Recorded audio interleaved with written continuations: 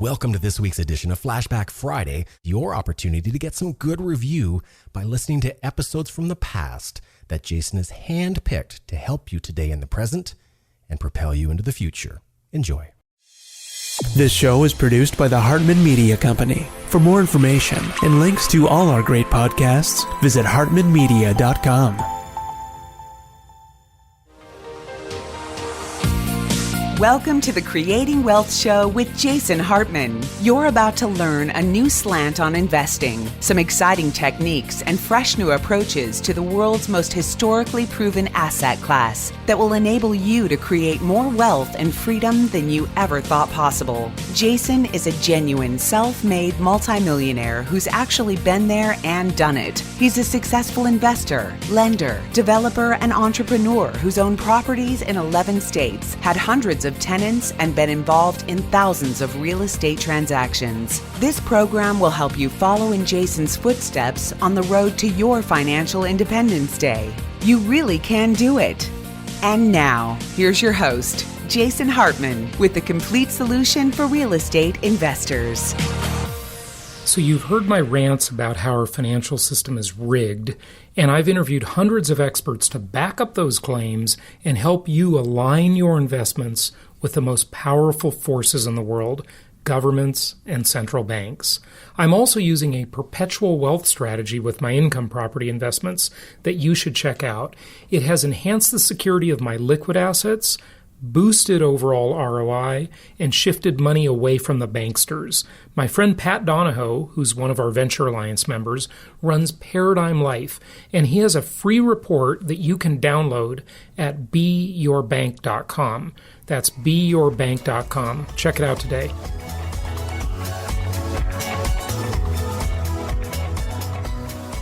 Welcome to the Creating Wealth Show, episode number 875. This is your host, Jason Hartman, and I want to say welcome and thank you to our listeners in 164 countries worldwide. Yes, 164 countries. Someday, maybe the entire globe will be listening to the show. I don't know. Probably the folks in North Korea won't be listening anytime soon. Maybe not the people in Myanmar, formerly Burma. Probably we don't have any listeners in Cuba, I suppose. But 164 countries. That's pretty darn cool. And you know, this is the most amazing time to be alive, as I say, right? Because never before have we had it where so many people can talk to so many people. And the exchange of ideas in this very vibrant time in which we live is just nothing short of amazing. But at the very same time, I don't know if any of you saw the movie, I think it was called Idiocracy. That was kind of a funny one, but sad at the same time. And at the very same time, we have this sort of class of people who are just sort of feasting off the system, leeching off the system, not very motivated to improve themselves, not very motivated to grow, just sort of getting by. You know, luxury is the lull to apathy, as the old saying goes. I originally heard that at age 17 from Dr. Dennis Waitley, one of my early mentors. It's kind of a real dichotomy that we live under nowadays, but maybe we'll talk about that a little bit on today's show and talk about some, of course, real estate investing ideas, arbitrage, some other things, house prices in different things, not just in dollars or euros or whatever currency in which you happen to be most acquainted with, but also maybe in precious metals like gold and some other stuff like that. But I want to also announce the winner of our Amazon Echo contest. Alexa, what time is it?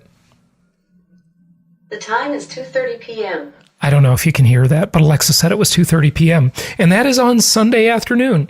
So the winner of our Amazon Echo, not Alexa, contest is Jake Blair. Jake Blair, you are the winner of the Amazon Echo. And thanks to all of you who entered. We appreciate that. And we're going to keep running these cute little contests. I know they're just a little sideline, but you know what they do?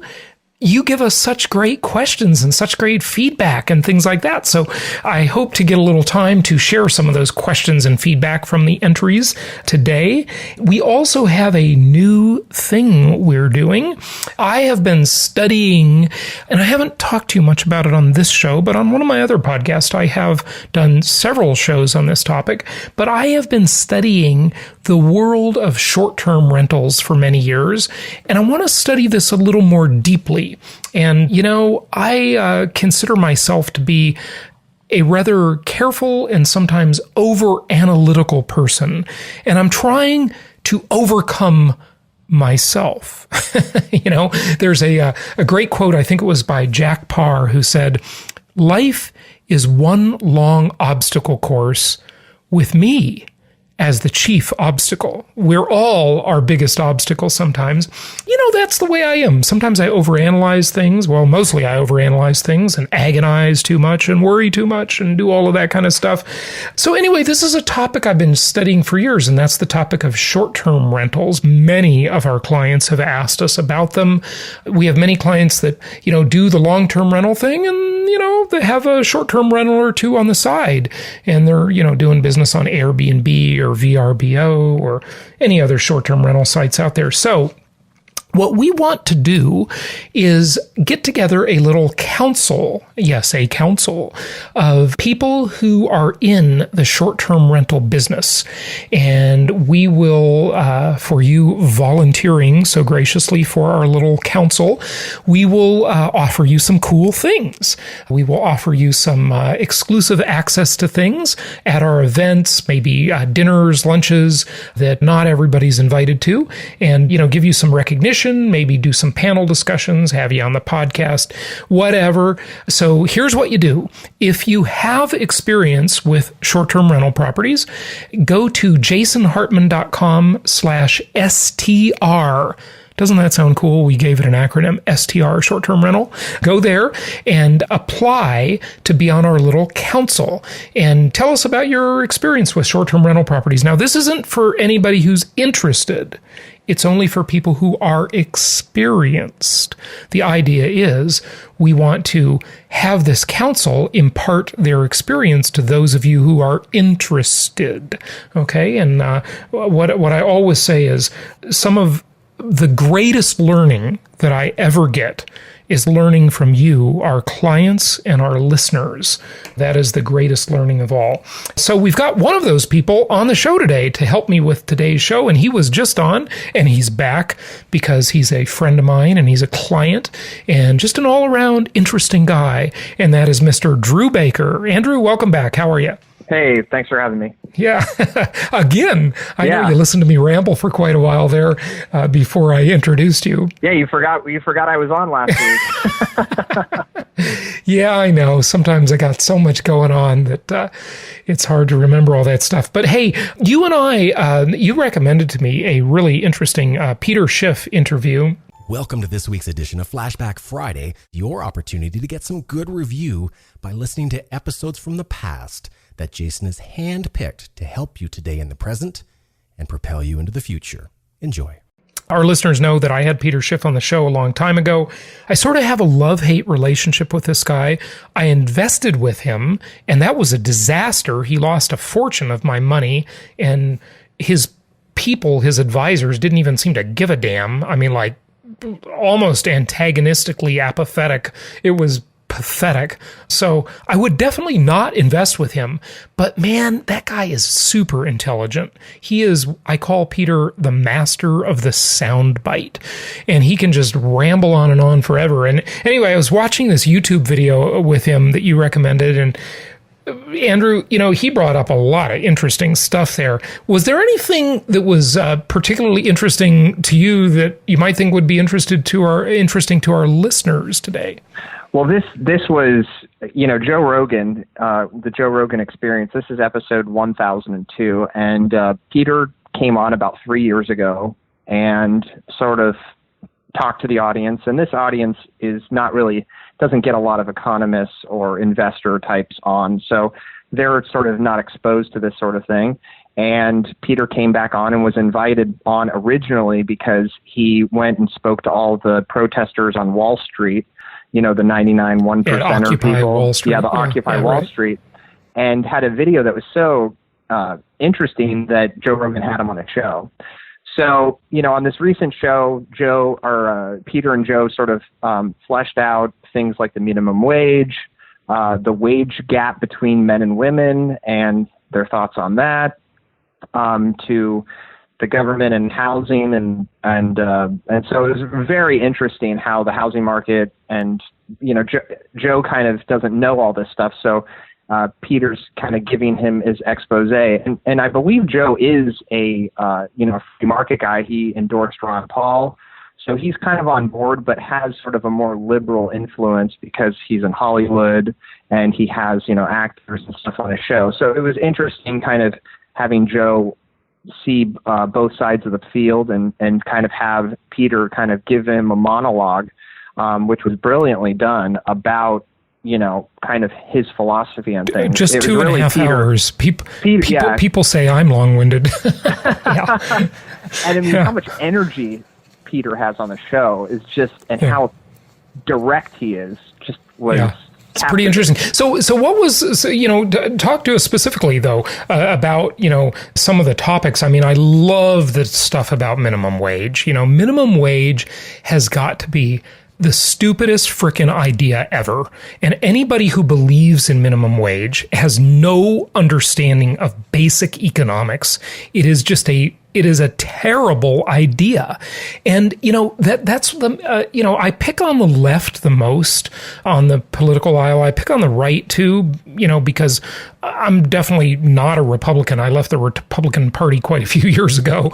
But, the left is just so myopic. I mean, I don't know if they're like trying to hurt people. It's this old idea of like, you create a problem so you can look like the hero and come in and solve it, and ride to the rescue. Here comes the cavalry. But never mind that nobody noticed that the cavalry, in quotes, created the problem in the first place so that they could look like the heroes. And that's the funny thing. When I had Steve Forbes on the show, he talked about how the government always seems to somehow occupy the moral high ground in life. And that's so true, but it's such a bad belief. It's so false. It's just not reality that the government should somehow occupy the moral high ground. And this concept of minimum wage creates massive unemployment. It creates massive crime problems. I mean, I don't think Peter even talked about this, but if anybody in the world, if they're offered $5 an hour to do a job and someone else will pay them $6 an hour, they're going to go take the $6, right? Obviously, they're going to do what's in their own best interest. And as if there needs to be this other third party that needs to come in the deal and say, no, you can't pay the guy $5 an hour. That's just the dumbest idea ever. So now that $5 an hour guy, instead of being hired, is replaced by a robot, or he's just not hired at all. And the groups, since we're talking so much lately, this country seems to be like addicted to the subject of racism, which is completely ridiculous. Look up Morgan Freeman. I mean, the first time I've ever agreed with Morgan Freeman in a while is his topic on race relations. He's absolutely nails it. That we got to stop counting people and calling people by their race. He says in this interview, he says, I'm not a black man. I'm Morgan Freeman. Duh. Exactly. Everybody should be judged as an individual, and the smallest minority on earth is the individual, right? Like Ayn Rand says. Exactly. You beat me to the chase. Yeah. If you're not going to protect minorities, you can't, starting with an individual, then you certainly can't protect, minorities on the whole, because the minority of one trumps everything. So it absolutely does. Yeah. Yeah. I think Peter talked about on this podcast, which I encourage your guests or your people, listeners, to take a listen to it, was just how, you're right. It's just mandating unemployment. If somebody comes to the table and doesn't have any skills, they should not be paid a living wage because because they haven't come with the skills to sustain that. So, like with me, I lived at home, I got a job, I walked to my first job, saved enough money to get a car. Then I left there because I went to get a job that was higher paying. And, I discriminated my employer. I said, okay, I don't want, you're not going to pay me enough. I don't like my manager. I'm going to leave. Whereas, and Peter talked about how businesses don't have those sort of rights, that, politicians have stripped that away. So the employer can basically never sue. It's only the employee, and how unfair it is to, that he talks about how discriminating, you discriminate with your relationships with other people. And, the idea is if some business wants to discriminate and they want to endorse a terrible idea, the first person that should protest it is the one who wants to protect the rights of others. So if somebody wants to make a bad decision, they're going to pay the consequences in the marketplace, and it shouldn't be from a politician trying to, So it was real interesting. And he talked about how there's so much skepticism with the businessman and the decisions that he makes, but no one wants to ever scrutinize the politician and his wanting to get rich off politics, and how the whole system is totally been manipulated to make people's outlook be so skeptical of the entrepreneur who's trying to, add value to something, whereas the politician comes in and takes $1 in and gives 10 cents out the other side. So it just gets tied up in their little, maze of, handshakes behind doors. Yeah, right. Yeah, absolutely. I want everybody to consider this. This is one of the concepts that changed my life as a real estate investor, as a person. It is just critical to understand. And that's the difference between context and content. And this speaks to your point, but as usual, it's going to be roundabout. So get ready. Okay. But the concept is that, people who are brainwashed don't know they're brainwashed. And I will freely admit that we're all brainwashed, including yours truly, in some way. There's no question about it, okay? We all have our bias and prejudice and, our thoughts, and we think we're right, and we, look for what's called confirmation bias. We find all the things and sift them out in the world that support our viewpoint, and then we parrot them back to other people and keep believing them even more, right? And so, this is something humans do, okay? It's probably a old survival skill. But the content is that, fish, they don't know they live in water necessarily. I don't think, maybe they do, but they don't think much about the water probably because the water's just there all the time. That's the context of their environment. And last night I was watching reruns of that show Criminal Minds, okay, on Netflix. And the Criminal Minds show, and I used to be a huge fan of 24. I used to love that show and binge watch it. And I, stay up till 4 a.m. because I had to see the next episode. It was crazy. And it was like a total addiction.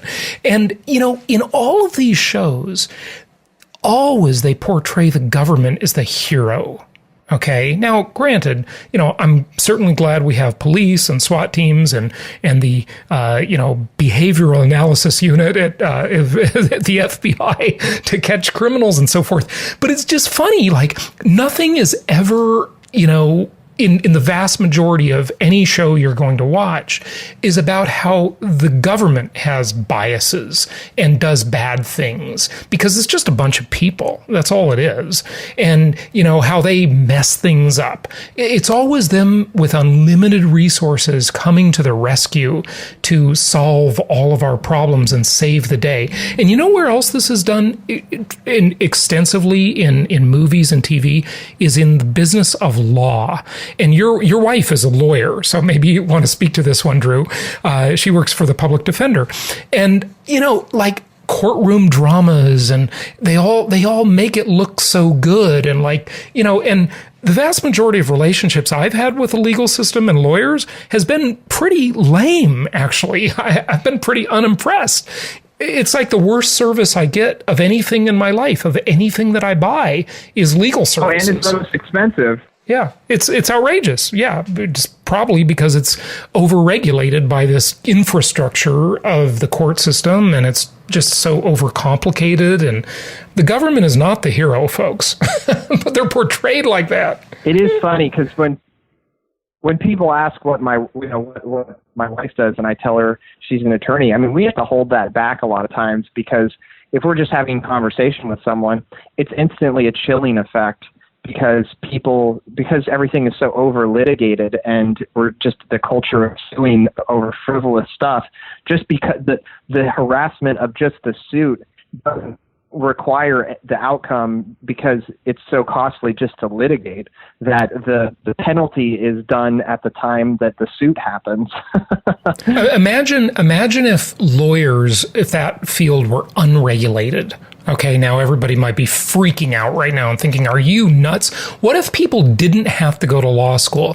What if you could just hire your best friend who was really good at debate and really good at, proving something, to go into court for you and be your advocate and say, hey, Your Honor, this person did this and that, and it's wrong, and we should win the case. But instead, it's this highly over-technical, highly over-regulated environment where really almost nobody is winning. The lawyers aren't winning. People think the lawyers are winning, but most lawyers I know don't like their job very much, and it's not like they're making a fortune. And certainly the clients don't seem to like the system. It's an industry that's just ripe for disruption. And again, you see, like during the financial crisis, right? Everybody on the left said, well, we got to regulate these companies more. No, we need to regulate them less. We need to regulate the financial companies less. The reason the financial companies became too big to fail is because the government gave them a monopoly. The same way through regulation of, say, for example, and I know this is a far out idea and some people are going to freak out and think I'm crazy, drugs. Okay, drugs, right? Look at what's happened with these. You have these massive amount of killings, this massive amount of crime, and these drug cartels that are the most vicious, violent, disgusting things, because the government regulates the drugs, the illegal drugs, and gives them a monopoly. The same way, I'd like you to try and see it this way, the same way they give the criminals on Wall Street a monopoly through regulation. Okay, that's exactly what happened. You're not going to start a new bank and compete with Goldman Sachs or the criminals at Wells Fargo. I mean, I was just listening to Left Wing Marketplace, episode about Wells Fargo, and just don't get me started on that scandal. Oh, Wells Fargo has got to be the most crooked frickin' bank out there right now. During the crisis, it was B of A and then Chase, and now it seems to be Wells. I mean, it's just like scandal after scandal. These criminals. And nobody ever goes to jail. The company gets fined, but all you're really doing when you fine the company is punishing its shareholders. They didn't do it. They didn't do anything wrong. It's the people who run it. They don't get fined individually. They just take their shareholders down the hole with them.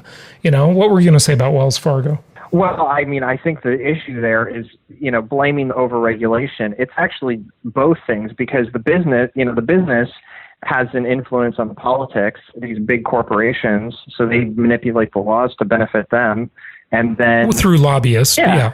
Right. Yeah, and then a certain outcome happens because the government colludes with these these businesses that corrupt them through the money and the power that they the politicians assume, and that manifests itself in its donors. So, I mean, the problem is really the way to solve this is by just making the power of the government smaller, because,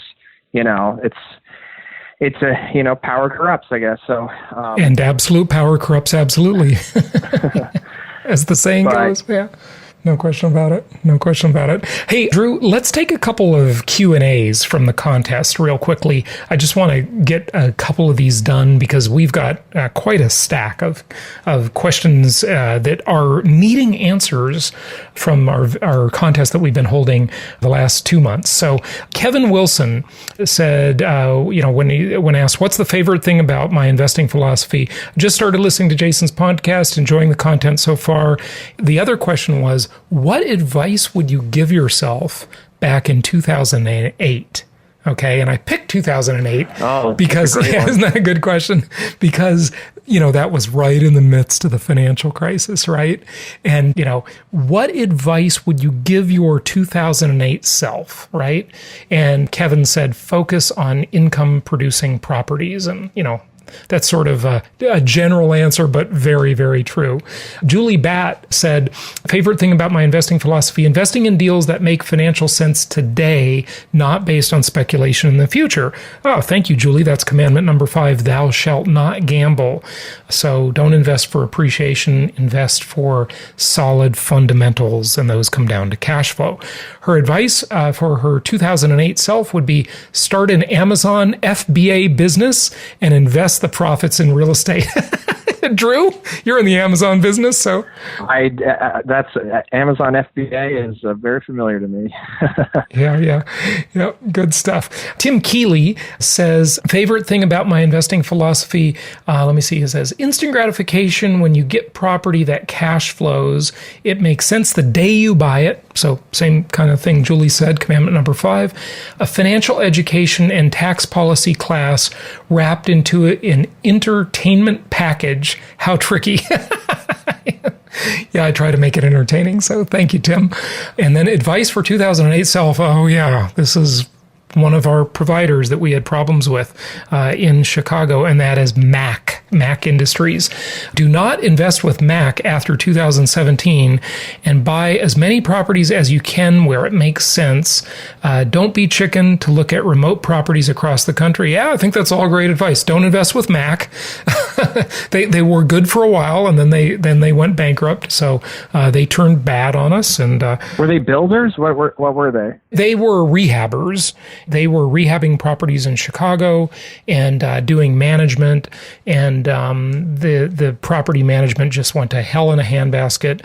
We started to see some early signs of that and stopped recommending clients, and then shortly thereafter, it was in the news that they declared bankruptcy on a reorganization basis, which isn't necessarily bad, but I think they were probably doing some unethical things. So we had a conference call for all our clients who purchased through them and, have been trying to help them through it. And, it seems to be working out. Now, that's the thing about income property investing, folks. Remember, you're a direct investor.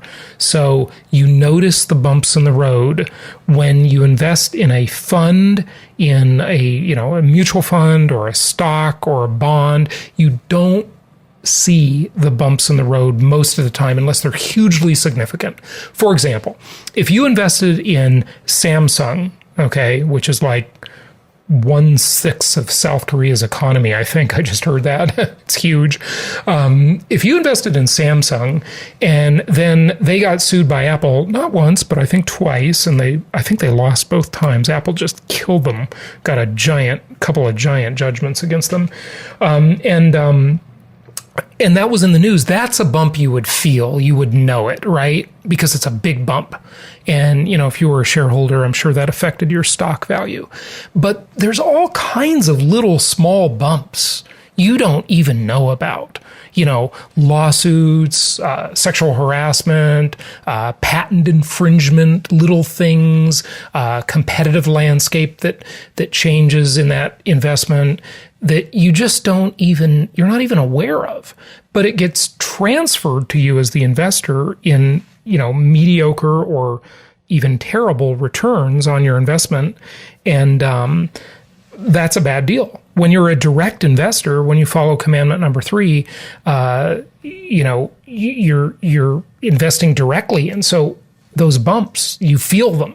And one of the important things about being an investor, and Drew, you've certainly felt bumps in your investments, we've talked about them many times over the years, is to control your own mindset, your own emotions, so that you don't let them get the best of you and you keep focused on the long term. I'll remember years ago when I owned a traditional real estate company in Irvine, California, that I later sold to Coldwell Banker.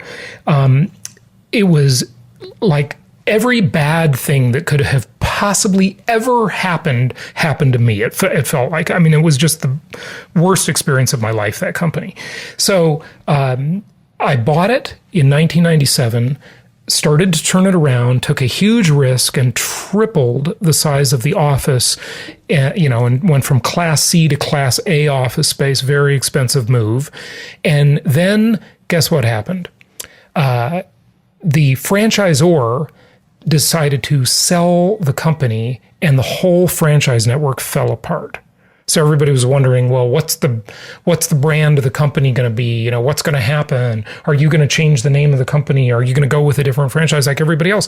Nobody wanted to work there. And when you're in a real estate brokerage business, the business you're really in is recruiting agents who are good agents who can sell properties and have a good client list, right? It's not really selling properties directly. They do that. Your job is to recruit them. And then shortly after that, guess what else happened? 9/11. I mean, you could have, and we moved into this incredibly expensive new office. 9/11 happened.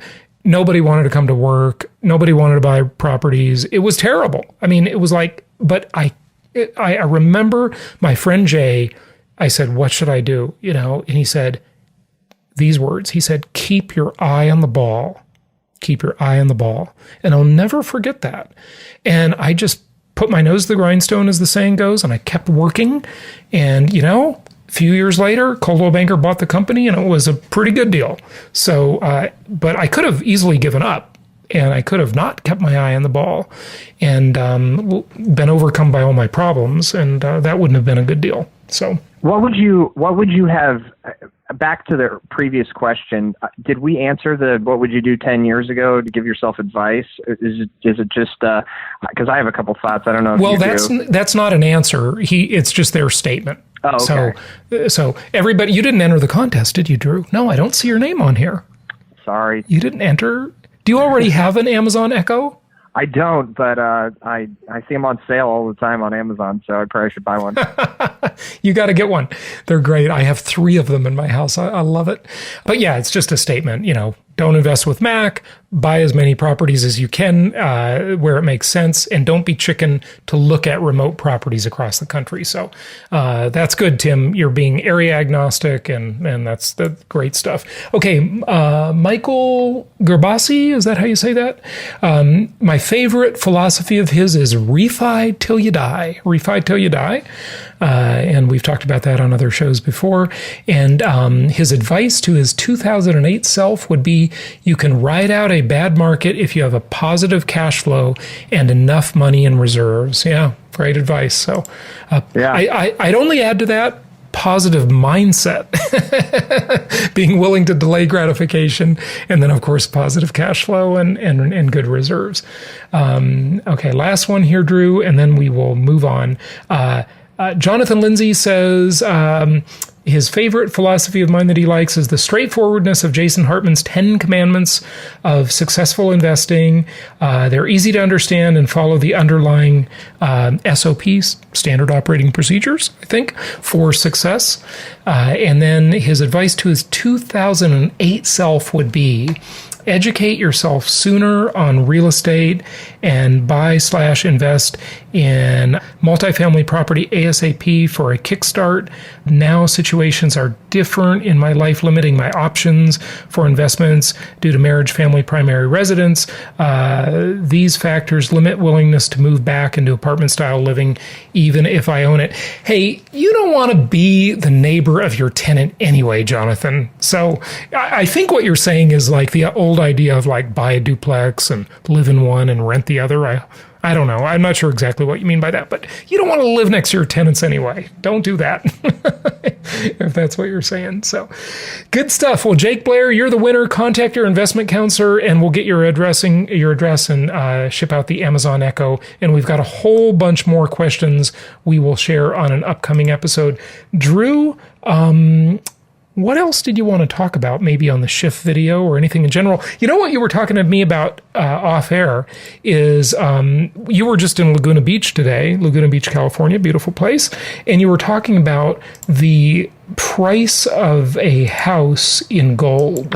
Yeah, well, first of all, I was going down to Laguna on Sunday, and, colleges started back up because I live in a little college town inland, and so I thought it'd be a great time to go, but apparently everybody was going to the beach, so it was just so packed and crowded, and I guess there's a heat wave over here. But yeah, I was on the drive talking to a friend, and I was just telling him how it seemed like since the government just manipulates the money supply, and how in the last 50 years they've hijacked the money. Money used to be based on gold, and it was in the Constitution it says that that the government can only mint, gold and silver, so money was represented by gold, and how they've transitioned that to legal tender and what the consequences of that are. So I was telling a friend of mine, I said, it's funny, if you bought a house for $100,000 and then in 10 years you end up selling it for $200,000, well, you're talking about money here. What is that in a more static asset? So it's, like, let's say, I know gold is... You're talking about currency. Yeah, currency rather currency than money. Currency is different than money. Exactly. Yes. There you go. Yeah, exactly. And let me just distinguish that for the listeners for a second. So currency, when you look in your wallet and you see those dollars, you should not call them money. They are not money. They are currency. Okay, currency is a made-up construct. Money, the concept of money is that it has intrinsic value. Currency never has intrinsic value. It only has value by force because the government basically has, guns, more guns than you do, and they say this is something you will be required to trade in. If you open a business and you say, I have a bakery and I'm only going to sell my, what does bakery sell? Coffee cake. I'm only going to sell it to people who want to pay me in gold. You will go to jail because the legal tender laws say that you have to accept dollars. Okay. And so money and currency are very different things. Just understand that distinction, but go ahead. Yeah. So to the analogy, if you buy a house for $100,000 and then you sell it for $200,000 10 years later, if you're basing that in the dollar, the government is controlling that transaction completely. And so what's the real price of the house? What has it really done? Is it that the government has debased the money by 50% or by 40%, or what? How does it relate to something that's more static? So if you take the full picture and you sell the house for $200,000, the government, basically rubs its chin and says, look, there's $100,000 of profit here that's been gained. But if you're basing it in the dollar and you have to pay capital gains, the reason that it's gone up in value is because they have debased the currency. If this were a business, they would go to jail for fraud because they are debasing the money and then taking the back end of a chunk of the appreciation, which was caused by them debasing the currency. So right. Isn't that a great system they have? Yeah, I'd love and now wait, there's more. Wait till the IRS comes along. Go ahead. Yeah, exactly. And put you in jail or something. So, yeah, so they have... No, that's not what I'm talking about. I'm talking about, we've had Dan Ammerman on the show many times and probably need to get him back. It's been a while. But Dan Ammerman does a really good job at illustrating some of these concepts. Remember what I've said to all of you listeners before, and Drew, I'll let you kind of finish and make the point on this, but just to tee it up a little bit, is that the IRS, the tax code, does not properly account for inflation. In most ways, this hurts people, okay? And the IRS, come on, they know exactly what they're doing. Because in Drew's example, you buy the house for $100,000, you sell it for $200,000, and then your capital gains tax, if you don't do a 1031 tax deferred exchange, is based on the $100,000 gain. So that sucks because the value of the money has declined, and that's why the value... we shouldn't even use the word value. It's not value. It's the number, the arbitrary price. There's a difference between price and value. It's the price. The price went up but the value didn't necessarily go up, or maybe it went up to a smaller degree than the price. But you get taxed on the price. You see how the IRS just totally screwed you? But sometimes it works for you. Okay, the fact that the IRS doesn't know how to account for inflation, or they do, but they didn't figure it out in every way. But Drew, go ahead. Well, I'm curious. How is it that they don't know with regards to how is it that them not accounting for inflation helps the individual? Would this just be with low interest rates or what? It helps on the concept with interest rates is many times will literally be in a negative interest rate environment. Okay. Right. And depending on what you think the rate of real inflation is, okay, not the government quoted official manipulated statistic, okay, understated statistic. If real inflation is 5% and you can borrow money at 4.5%, you're already making 0.5% before anything else happens because you're borrowing it at a negative interest rate below the rate of real inflation. But also, when I talk about my inflation-induced debt destruction concept, that's beautiful because the IRS doesn't account for that, and neither do most people. So in the example you gave, 10 years go by, you buy the house for $100,000, you sell the house for $200,000, and if the debt on that house has been debased by inflation to, say, and these aren't obviously real numbers, they're just off the top of my head, but $50,000 in real value is now the loan balance. Okay, so now you're really making $150,000, okay, in paper. But if you do a 1031 tax deferred exchange and you roll that money into another property that's maybe in an area that has a better chance to appreciate more, or you turn it into two houses instead of one, so you get a better cash flow, obviously, right? Then you are beating them at their own game.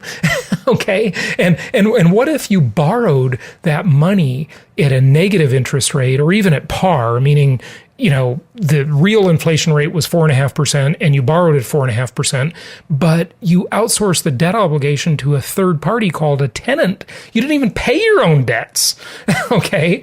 This is where it gets into what I call the ultimate investing equation, where you have so many multi-dimensional things. We didn't even talk about the tax benefits you got along the way. We didn't talk about positive cash flow or anything else. Yeah, it was great. I got my taxes done, and it's amazing how that depreciation is a gift. That when you get your taxes done, because any profit that you have gets very closely to being matched by what the depreciation is. I mean, I know that's not true for everything, but it is funny how the tax code really is beneficial to those that want to invest in real estate. And, I took my first shot at buying some stocks, and I did pretty well because of the timing, but I think, anybody that had invested right before Trump became president would do all right. But then I ended up selling it because I knew that the prices were going to change. And it was amazing how, once I did the math, how much risk I took and how how much you have to give to the government. Once you factor in the what you gave to the government, you realize, oh gosh, why did I take all this risk? Whereas if you invest in real estate, it's like the tortoise and the hare. It's probably better to be slow and steady and methodical about what you do than to gamble. No question about it. And that's the unfortunate thing about the system in which we live. The government has basically pushed people into high-risk investments that would not be there because they can't earn any yield off their savings. In real dollars, if you put your money in a CD, with older conservative people should be able to buy bonds and put their money in, a laddered CD portfolio, right, in the bank, certificate of deposit. But with real inflation and the artificially low rates we have, they get killed. They can't do it. And so they pushed all kinds of people into this. But the one point I wanted to make is that when you have a big gain in something like a stock, just remember the government hasn't collected their share of that yet, and it's very significant. But also, when you have a bump in the road and you get hurt on a real estate deal and you think, oh my God, this is terrible. My property's been vacant. My tenant, beat up the house and I got to spend this money to make it rent ready again. And, look at folks, real estate or income property is not immune to problems. It definitely has problems. I deal with them constantly and I hear about them constantly. But what you aren't remembering about the problem you're having, I'm trying to get you to look at it from both sides, is that the government is also your partner on the downside. Okay? So if you have a $3,000 disaster and you're all depressed and sad about it with your property. But, remember, when tax time comes around, the government's going to cover about 40% of that, depending on your tax bracket and what state you live in. If this is where it's actually good to live in a place like the Socialist Republic of California that taxes you to death because you get a bigger deduction. Not that that's a good reason to live there, but I feel so much better now. Yeah. Didn't I make you feel better? I just wanted to cheer you up. Yeah. Thanks. Oh boy, I feel great now. Let me get my checkbook out. Yeah, that's right. It's just not as bad as you think because the government is there to be your partner through good times and bad. It's like a marriage, right? Well, it is funny because, the thing I found with the properties I had is just, it's really a three-legged stool. You have to have a good deal, what you bought. You have to have a good tenant that's going to pay the bill, and you're going to have somebody good that can manage it. And maybe that's you, maybe that's a property manager, but you have to realize that you also have to manage your property manager. So, and hopefully if you get a good one, that job is less intense. But I have really seen a turnaround in certain markets that I've changed property management companies where now I'm getting, 20% more in rent. I'm getting a better quality tenant, and, we're partnered together. Whereas I think some property management companies, and you've mentioned this on previous shows, the incentives are so skewed that they have an incentive to do a bad job. If they get a bad tenant, they get a big rent, they get a portion of the rehab, and they get a big lease up fee. Yeah, right. And these lease it's up out of fees, alignment. A lot of times, that's the problem. Yeah. Yeah.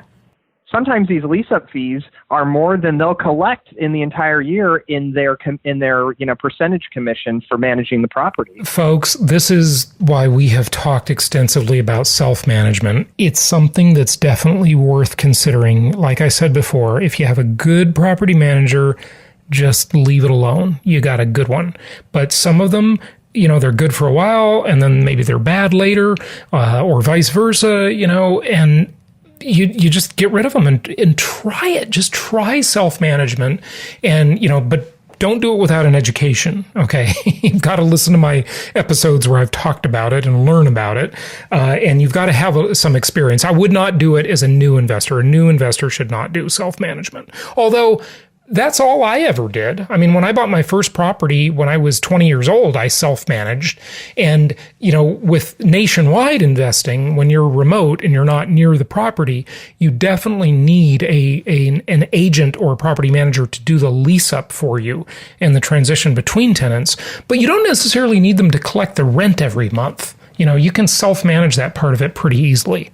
Yeah, the self-management thing, I've never quite wrapped my head around. I mean, I think it's a good idea to give it a shot, if you can find the magic mojo to make it happen. And I think the benefit of it is that, the tenant is less likely to call the landlord with these chronic, constant nagging, because it's, like someone constantly complaining to their boss or something. It's going to eventually look bad on you. But if there's an intermediary between you and the owner, you're gonna everything, this light bulb burnt out, that type of thing, I think is the strongest argument for self-management.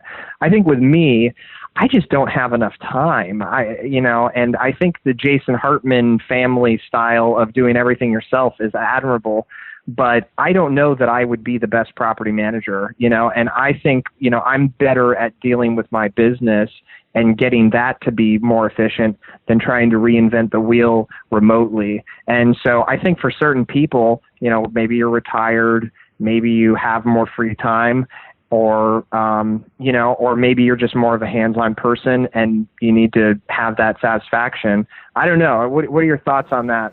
I totally get it, but I wanna say something to you with that. Okay, that was my thinking too. Okay, and it was the thinking of Fernando, who's been on the podcast many times, and many of you were at our Meet the Masters a couple years ago when the jaws dropped of everybody in the room when Fernando, who has 70 units, said that he's got, I think he said like 25 of them were self-managed. And I was interviewing him on stage, and he said that, we were talking about how much time it takes to deal with the different properties. How do you manage a portfolio that large, et cetera, et cetera. And he said the self-managed properties take less time to manage than the property manager managed property. You were there? Okay. Yeah, and he ran the numbers. The room got really quiet for a moment when he said that, and I think the property managers in the room were a little upset about it and didn't want him to say that. But look at folks. Think about this in any area of your life. Okay, there are things that it makes sense to delegate, and things that are just better to do yourself sometimes. And sometimes having an intermediary, a third party in there, just slows the whole process down, makes it more expensive and less efficient. And it puts things out of alignment, okay? There are older, and I hate to make this an age thing, okay? But, look, it's kind of a common stereotype, okay?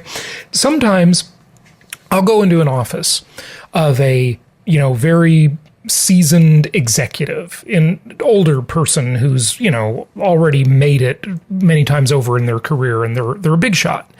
And there's no computer on their desk. Like, really?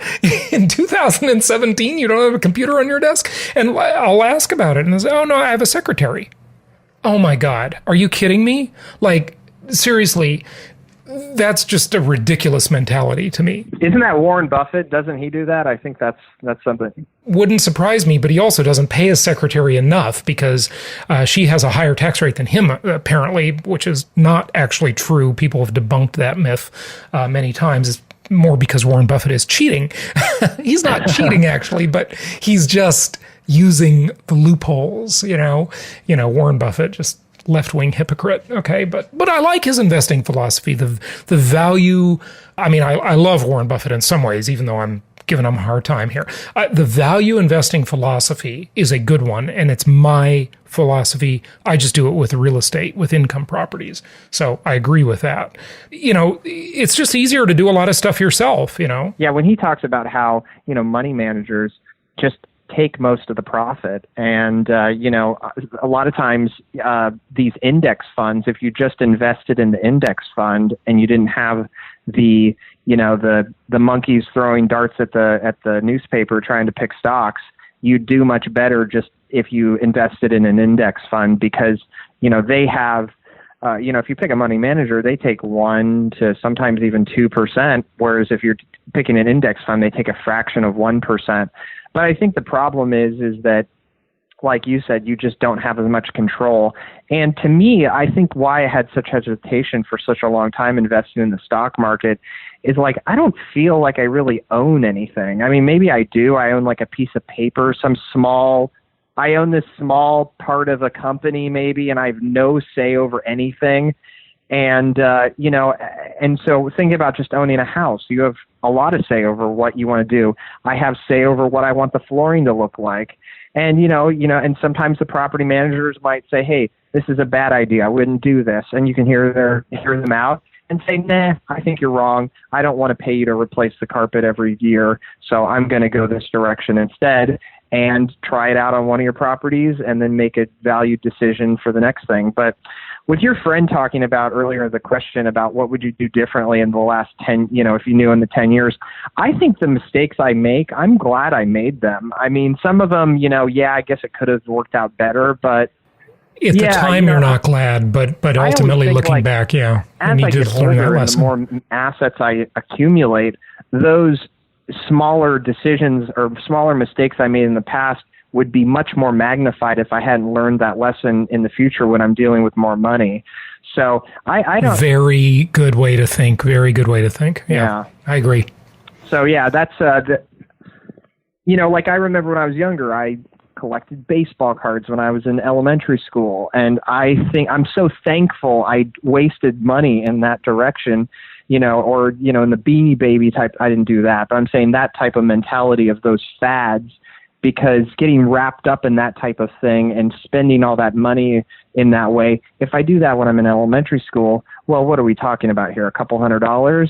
If I'm doing that as an adult, and there's a lot of adults that invested in baseball cards in the 90s or whatever, think about how much more of an impact it made on their finances. If I spend 50% of my money when I'm, making $100 a month versus, maybe more money, the ticket number, obviously, the lesson was learned at a much cheaper price. And it was also learned at a time that the lesson couldn't sink your ship. So, this also, for some reason, you made me think of dating when I was listening to you talk about this.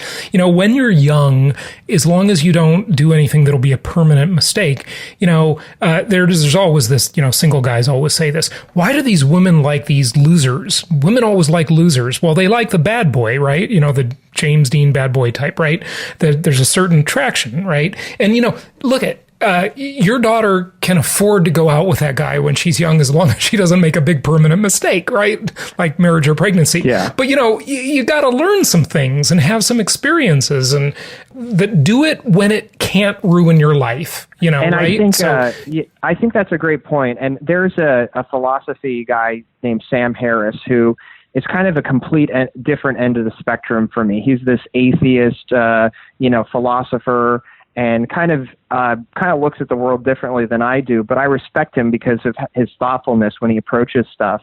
And he talked about how the decisions of life, most decisions are not permanent. And I think when you're younger, you approach things thinking like, oh my gosh, this is going to have such a ramification in the future because you're looking at the past.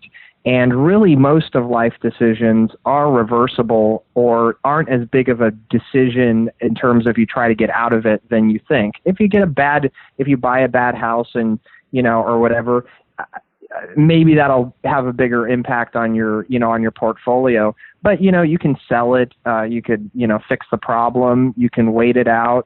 And so I thought that was real interesting that a lot of times the hesitation and, like you were saying, the hurdles are yourself. And really, I think my biggest thing is that I didn't take more risks. I was too conservative, and I think you kind of echoed that same sentiment. So, because I think it's better to make a decision and be wrong than to be right, never making a decision, right? So yeah, right. Better to do something imperfectly than nothing flawlessly. The people that get on in the world and the people that become the biggest successes, you just notice it over time, are the people that fail fast, fail forward, but they're not afraid to fail. They cultivate what I call, and I coined this term so far as I know, rational recklessness. And, I teach this because I need to learn it myself. I'm pretty conservative, and I find that my being conservative really hurts me in a lot of ways. I need to just be a little more reckless, and I'm just not that way by nature. And so when I say cultivate rational recklessness, the reason I'm saying it is because I need to learn it. And there's a great book. I had him on the show. His real name is Mark Ford, but his pen name is Michael Masterson. And he wrote a book called Ready, Fire, Aim. It's phenomenal. Read that book, Ready, Fire, Aim. It's, great book. And watch the movie with Jim Carrey, Yes Man. And that's really about the same thing, cultivate rational recklessness. I just find that the deals I sit on and think about and agonize over the wording in the contract. It would have been better if I just did the frickin' deal and, got a little reckless and, the deal would have just been better. Well, it's funny when you look at the deals you did in the past.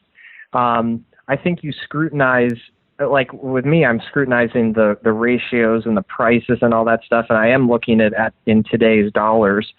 And you go back and you're like, well, geez, if I had bought anything in 2003, if I had bought one of the worst deals ever, I mean, I'd be doing great. People would be saying, wow, you were the smartest, to execute. The smartest guy in the room. So just, doing something that might be a couple degrees off and not in your favor, quickly that gap gets filled in by, time. And, so I think that's what I sort of learned. And I think another thing, too, is just not getting a cheap haircut. I don't want a cheap haircut, and buying something that might be the best. What does that mean? What do you mean when you say that? Yeah, so I use that as kind of a cheeky way of saying that, like, trying to get the best price for something is not going to always benefit you. So, if I go try to find the cheapest way to get a haircut, it's probably not going to work out in my favor. You probably want to spend a little bit more and get something that will, obviously benefit you. It's funny you say that, because I just did that myself. Ever since I gave yourself a haircut. No. Well, I did cut my hair a little bit one time, and that didn't work out too well. But I ever since when I lived in Newport Beach, in Orange County, I had an expensive haircut place, and I actually took you there one time. And, and I used to go and pay, $35, $40 for a haircut. Right. And then when I moved to Arizona, I didn't have any place. So I started going to Great Clips, and I loved it because that app, I could just get my $13 haircut.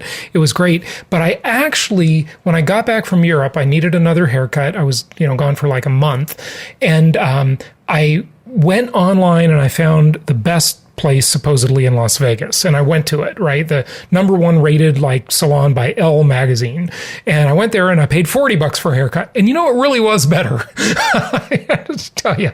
So, there's anyway, definitely getting a $20 haircut is different than getting a $7 haircut. I guess that's, the maybe the point.